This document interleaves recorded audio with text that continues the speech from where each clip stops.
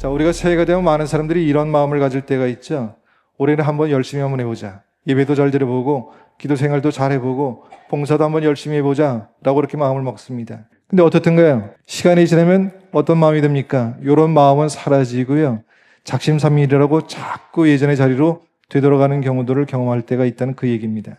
왜 그런지 아십니까? 예배가 기도가 중요한지 몰라서가 아니다는 얘기입니다. 예배나 기도가 내 삶의 일부가 아니라 삶의 과제처럼 생각하기 때문에 그렇다는 얘기죠. 해쳐야 될 의무처럼 여기고 있기 때문에 이 기도가 쉽지 않다라고 하는 그런 말씀입니다. 자, 오늘 본문의 말씀 보니까 예수님의 제자들이 예수님께 나와서 이렇게 요청을 합니다. 주님, 우리에게 기도를 가르쳐 주세요. 자, 이 예수님의 제자들은요, 예수님 곁에서 수많은 것들을 보아왔던 사람들입니다. 권위 있는 말씀도 보았고, 그리고 병이 낫는 장면도 보았고요. 죽은 자가 살아나는 광경도 보았다는 얘기입니다.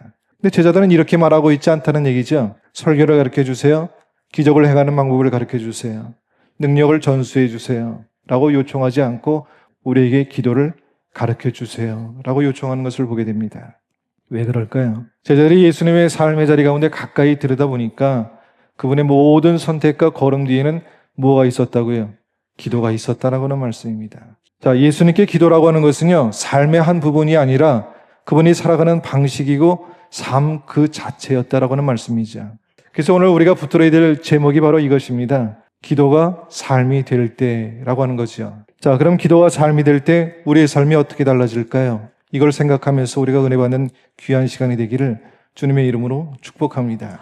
자, 첫 번째입니다. 기도는 관계이다 라고 하는 겁니다. 주님은 우리에게 기도를 가르쳐 주실 때 제일 먼저 아버지여 라고 하라는 겁니다. 한마디로 말해서 기도는 친밀한 부자간의 또는 부녀간의 대화라고 소개를 하고 계시다라고 하는 얘기죠. 여러분, 대화라고 하는 말이 영어로 뭐라고 표현하는지 아십니까? 다이얼로그라고 이렇게 표현합니다. 자, 헬라 말에서 나온 말인데 디아라고 하는 말은 둘 사이라고 하는 말이고요. 로고스라고 하는 말은 말이라고 하는 말이거든요. 다시 말하면 기도라는 것은 하나님과 나 사이의 대화라고 하는 겁니다. 기도하는 사람들의 대부분의 모습을 보면은 하나님과의 대화가 아니라 일방적인 독백을 하는 것처럼 보이더란 얘기입니다. 여러분, 기도의 생각을 바꿀 수 있기 바랍니다. 기도는요, 즐거운 겁니다. 하나님 아버지 앞에 나아가서 내 마음을 이야기하는 것이 기도라고 하는 얘기입니다.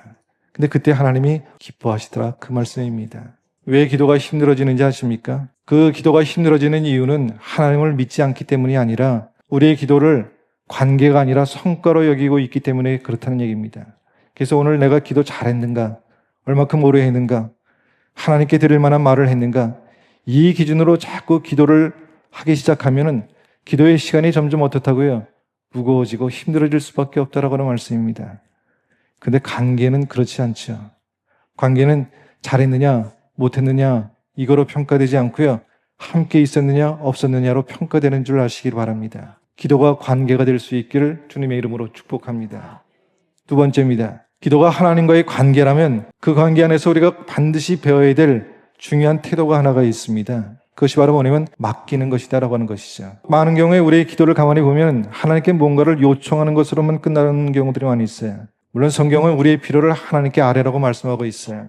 근데 우리가 예수님이 가르치신 이 기도 가운데 우리가 기도의 순서를 놓치지 말아야 될 것이 하나가 있습니다. 우리의 필요를 구하기 전에 먼저 해야 될 기도가 있다는 겁니다. 이렇게 기도라고 말씀하셨어요. 아버지여, 이름이 거룩히 여김을 받으시오며 나라가 임하시오며. 기도는 내 삶의 문제를 하나님께 올려놓기 전에 내 삶 자체를 하나님의 다스림 아래에 내려놓는 행위라라고 이렇게 말씀하고 있는 겁니다. 자, 그런데 이 고백이 없는 기도는 하나님을 그냥 도움이 필요할 때만 찾는 분으로 만들어버릴 수 있다라고 하는 그런 얘기죠. 그래서 예수님이 우리에게 일용할 양식을 구하라고 가르치시면서 날마다라고 하는 표현을 사용하셨다는 얘기입니다.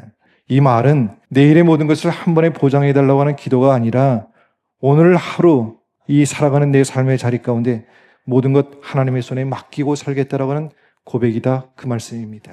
우리의 기도가 이와 같은 기도가 될 수 있기를 주님의 이름으로 축복합니다. 자, 세 번째입니다. 한번 따라해볼까요? 기도는 기대이다.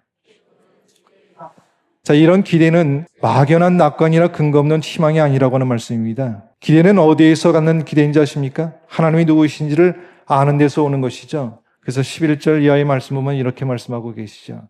너희 중에 아버지 된 자가 아들이 생선을 달라면 뱀을 주며 알을 달라면 전갈을 주겠느냐? 너희가 악할지라도 좋은 것을 자식에게 줄 줄 알거든 하물며 하늘에 계신 아버지께서 구하는 자에게 성령을 주시지 않겠느냐? 여기서 예수님께서 강조하시는 것이 있어요. 무엇을 주시느냐보다 어떤 분이 주시느냐라고 하는 부분이죠. 하나님은 자녀에게 늘 함께 하실 뿐만 아니라 가장 자녀에게 좋은 것을 주시는 분이라고 하는 것을 잊지 않고 살아가기를 주님의 이름으로 축복합니다. 기도가 삶이 되면 불안이 기준이 아니라 하나님이 기준이 되는 줄 믿으시기를 주님의 이름으로 축복합니다. 그래서 뭐가 필요하다고요? 기도가 필요한 겁니다. 바라기는 이 안에 우리의 기도가 관계로 나아가고 맡김으로 내려놓고 기대로 걸어갈 수 있는 그런 복된 한 해가 될 수 있기를 주님의 이름으로 축복합니다.